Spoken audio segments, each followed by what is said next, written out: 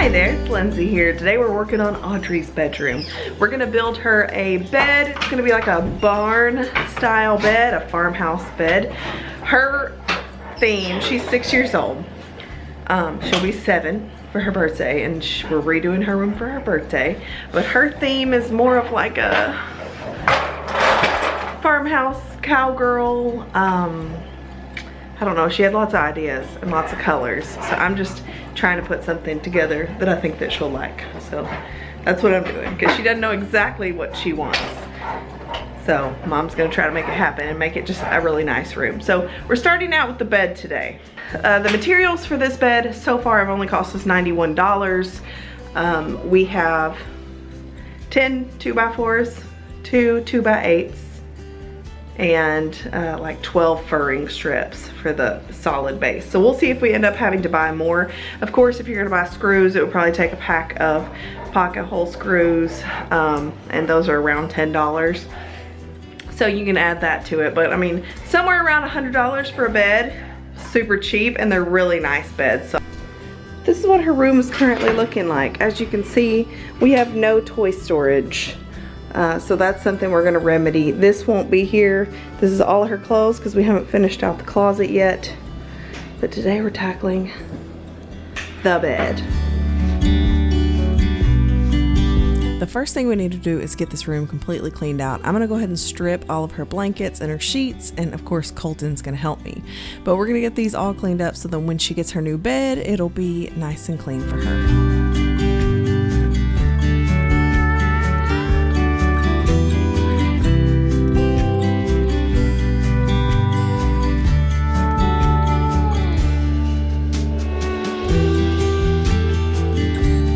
I ended up listing her old platform bed on Marketplace, and I was able to sell it like within an hour. So that kind of got it out of the way. It was nice because I didn't want it hanging around for too long like everything else. So I was glad to get that out of the way. It served its purpose, but she really needs like a footboard to hold on her blankets, because it seemed like the blankets were always kind of like moving on down and falling off the bed at the base. But I'm going to get everything cleaned out and get the floors cleaned up here so we can start building. So we decided to go ahead and make all of our cuts since we figured out exactly what everything needed to be. With Ollie's bed, it made this so much faster and easier. So I do have the cut list listed on the screen. Of course, if you're making something other than a full-size bed, you're not going to have 49-inch horizontals, but I did explain how to figure that out in Ollie's video, so I will link it down below as well in case you need to go check that out. So the only cuts not listed on the screen are going to be those diagonal cuts, and that's because we really couldn't cut them. I mean, they're going to be super custom to the bed, and I'll show you how to figure those out when we get there.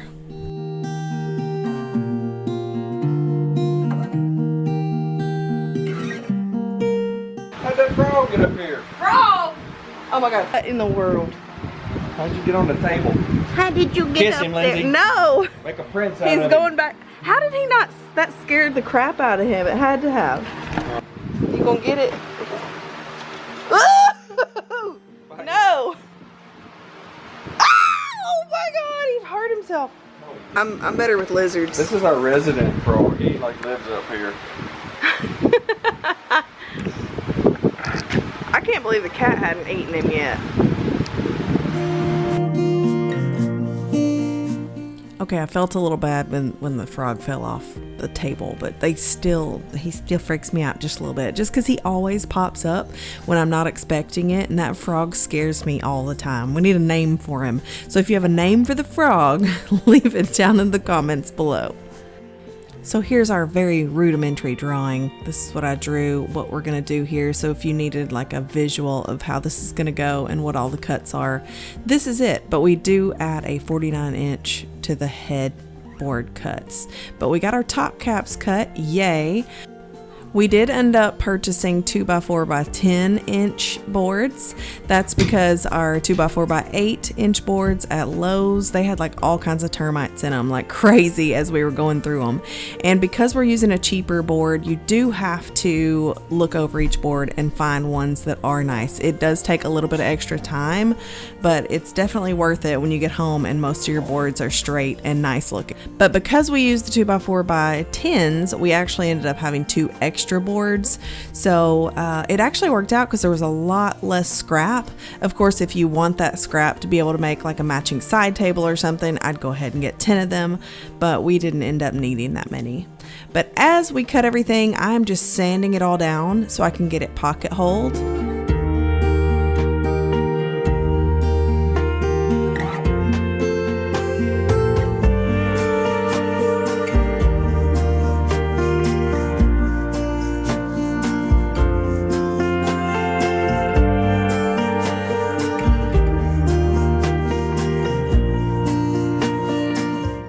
If you feel like I'm struggling with that pocket hole jig, it's because I am. And the reason is because it's so dull. We've had it probably for 6 or 7 years. We've been using the same pocket hole jig and the same bit and everything.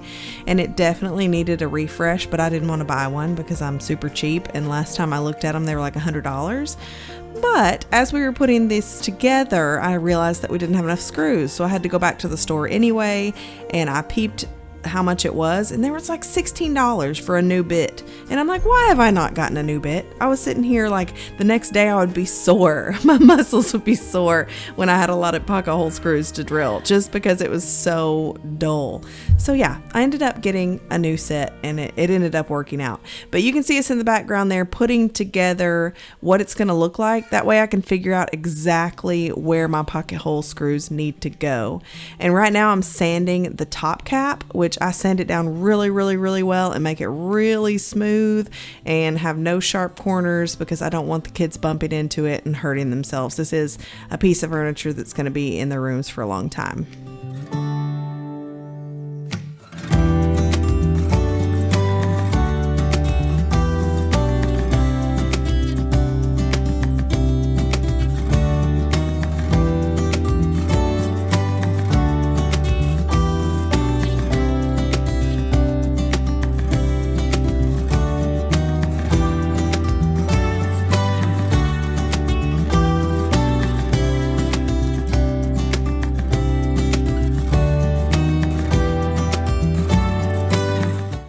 So since I put this together back here, I was able to pull each piece and really think about where the holes needed to be and what it needed to look like. And this was the top horizontal piece, and I decided I really didn't like the way that it looked, and it was going to show from the front and the back because it was the footboard. So I went ahead and switched it out with the bottom piece that wouldn't show as much, and I could put the pretty side out. And of course, when you're drilling your pocket holes, you're going to put your pretty side down and drill on the uglier side, or the side with the writing if you have the 2x4s. Now, sometimes you can sand off that writing. I found that some of it was like really deep, so I don't know if they had just changed the ink or what. But definitely some you can sand off and some you can't. But if you're staining it like a darker color, you probably won't see that at all.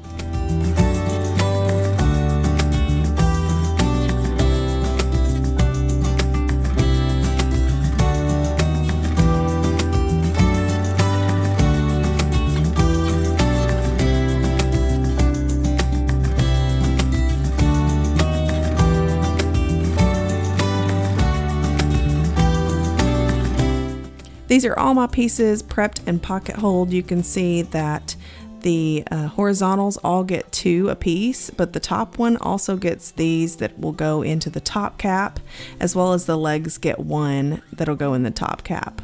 And then the decorative little centerpiece, of course, is going to be attached to the top and bottom of those other 2 horizontals. You may need to screenshot that to get exactly where all the pocket holes go, but it's not too difficult if you think about it.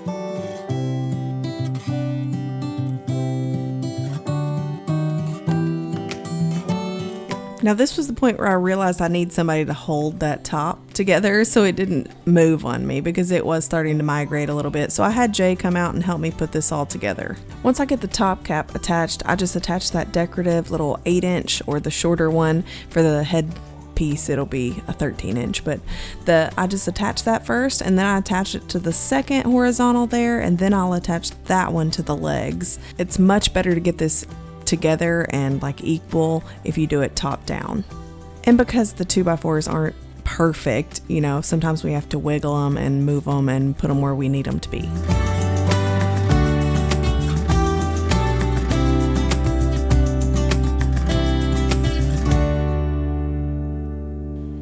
Now for our diagonals, we just set them in place and kind of eyeballed where we wanted them to be and then marked those out.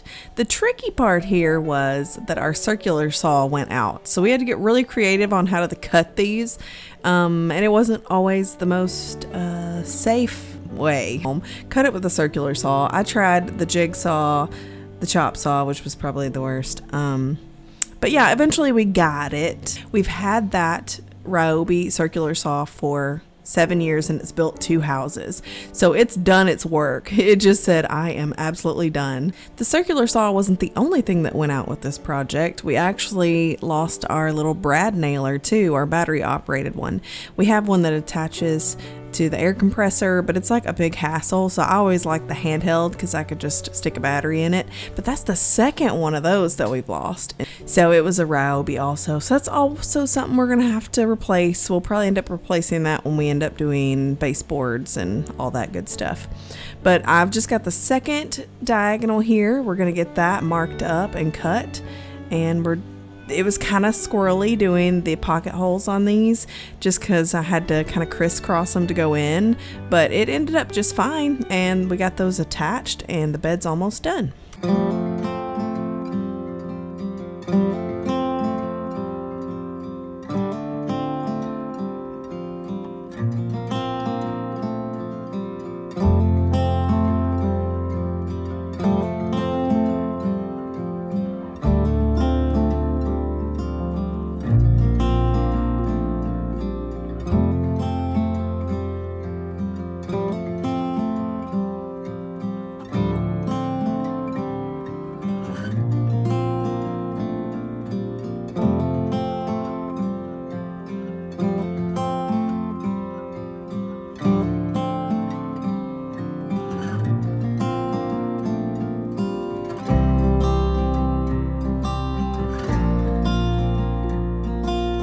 When we installed one of the diagonals, it kind of poked out on the front a little bit further than the other one, but I was able to sand that down and get it looking more uniform and nice.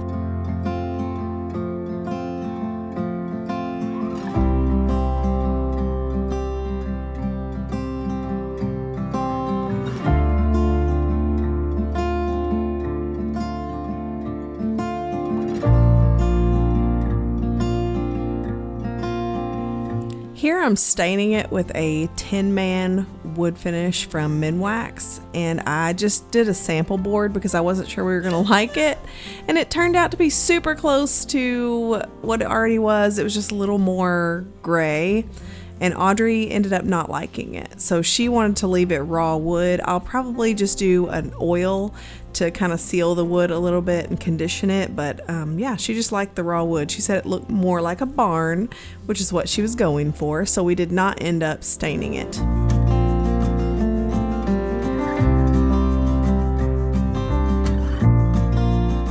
Once the footboard's done, we're just going to rinse and repeat with the headboard. We're just kind of pocket holing what needs to be pocket holed and then putting it together so we can see exactly what needs to be done over here. And then we're just going to screw it all together and it'll be ready to go.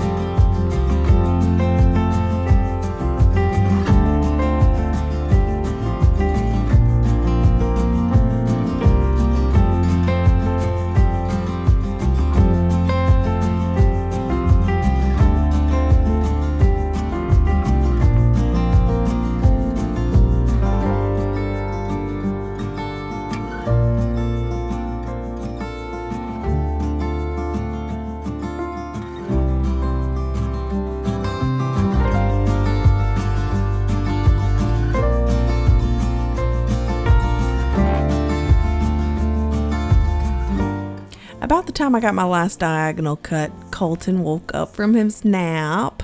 He was sleeping really good, but I just had to sit with him for a little while because sometimes it takes a little bit longer, but kids are so worth it. You know, if it takes me a few hours instead of an hour to do a project, that's okay too. Jay's just marking where the side slats are going to go on this headboard.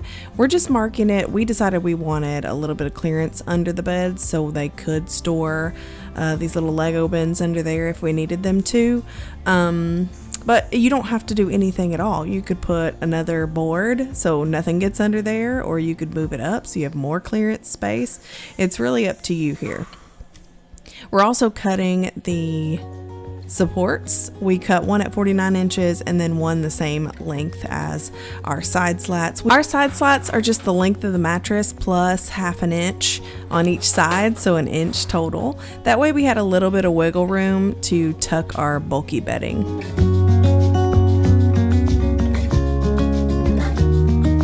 Here he's cutting those furring strips. These will be what holds up the supportive furring strips, and it'll just give us somewhere to attach those to. Now in those side slats, I'm making 3 pocket holes on each side, leaving a little bit of room to screw in those pieces of furring strip that we just cut.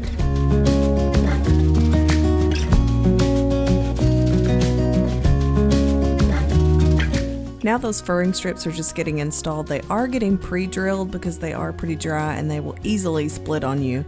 So you gotta pre-drill them for sure before you install these. And we're just using little 1-inch screws. Maybe they're 1 1/4.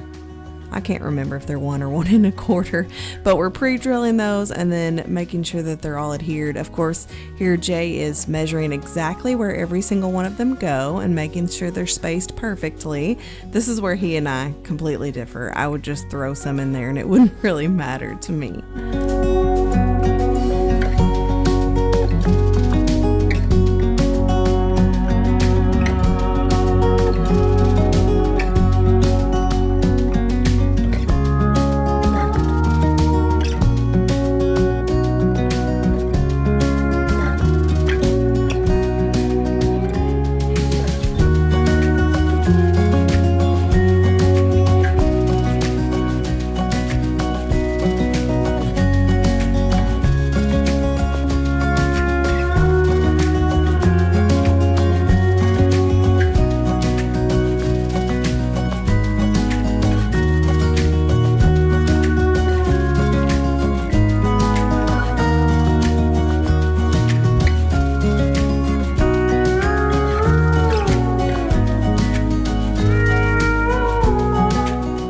Stopped to make dinner last night and Jason did not stop and did not make sure the camera was on, but he attached the top cap to the footboard using those pocket hole screws that we screwed in that top board and the legs. So that's nice and adhered there. And he also did the top board on the headboard and put behind it a 1/4 inch piece of plywood. He just kind of cut it to fit, but we wanted to put that, see, and then like set it about 1 inch so you won't really be able to see it at all. But we wanted to put that piece of plywood so her pillows don't fall and stuffed animals and stuff don't fall back behind there. So we wanted it to be a good solid piece for her. We're just putting on the rails today and then putting in the middle support, which we did add this 49 inch piece down here that's going to be even with the top of our support rail here. So it'll be even with the top of this so we can add all of our furring strips.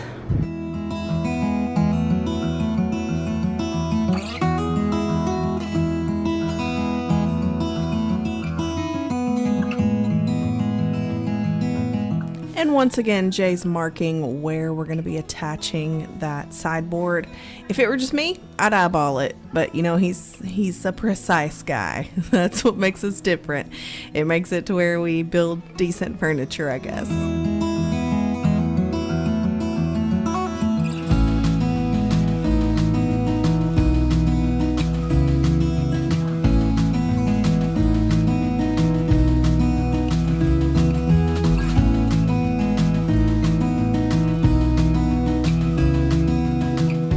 We're just using some simple clamps to hold this up so nobody's like actually trying to hold it in place.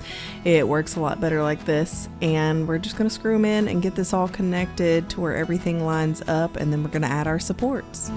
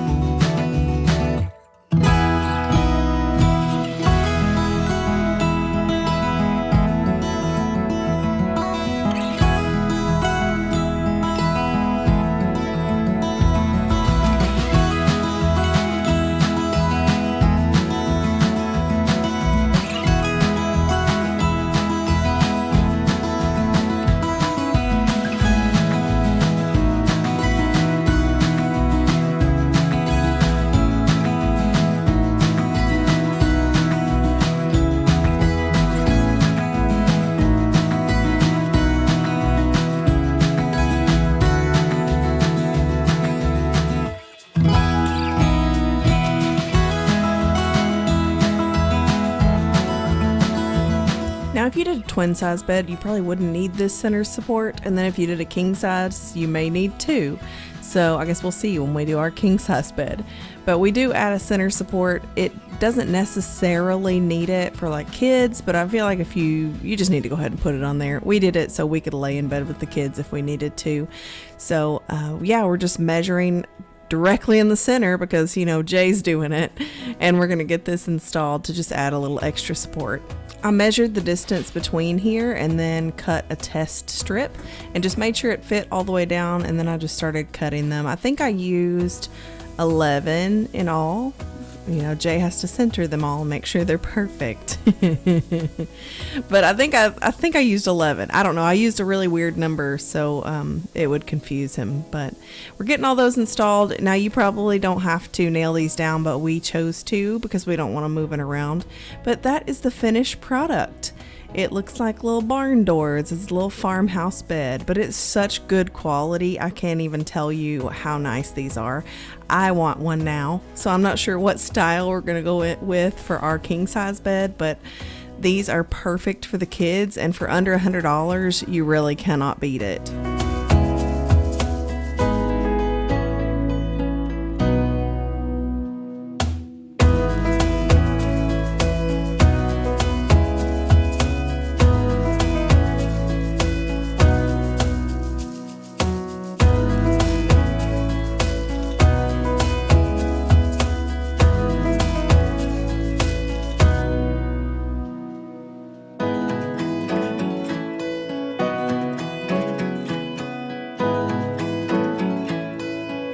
Every time we added a layer, it just got cuter and cuter. I swear that this quilt is so beautiful on this bed. It's not what ends up going on it for her bedroom. It didn't really match her theme, but it looked so pretty on it. My Aunt Bonnie made this quilt, and she's no longer with us, but her quilt will be around forever. And isn't it like so gorgeous? But Audrey tested out her bed, and she absolutely loves it, and it's just perfect. It's perfect for her, and you really can't beat that price. So let me know if you have any questions down below. I'd love to chat with you there. And our next video will be us putting her bedroom together. It's going to be so cool. I can't wait till you see everything. You're going to love it. But I want to thank you so much for watching today, and I can't wait to chat with you in those comments, and I will see you in the next one. Bye.